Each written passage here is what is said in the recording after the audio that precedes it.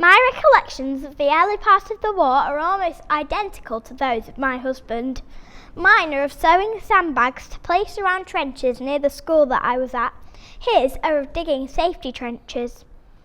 Our schools had to be shared, mine with one evacuated from Manchester, his with one from London.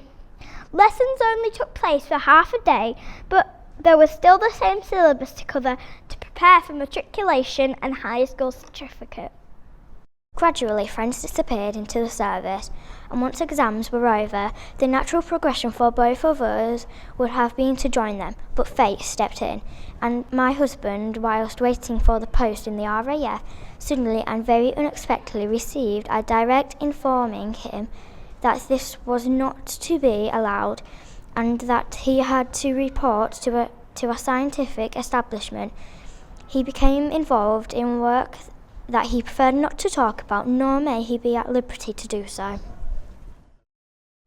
I found myself quite by chance going in a similar direction.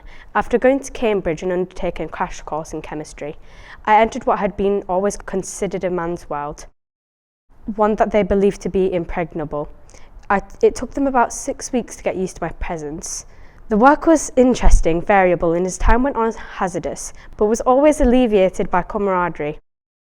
As the work involved the handling of analysis of very sensitive materials, everyone had to be careful because any slip-ups could have been disastrous. Sometimes there were near misses. If I was transporting certain samples, I had to be preceded by a man carrying a red flag, warning people to keep away.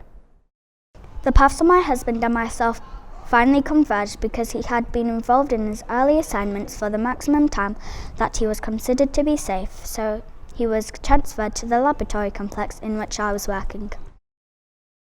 His work was not in the laboratories, but was concerned with manufacture.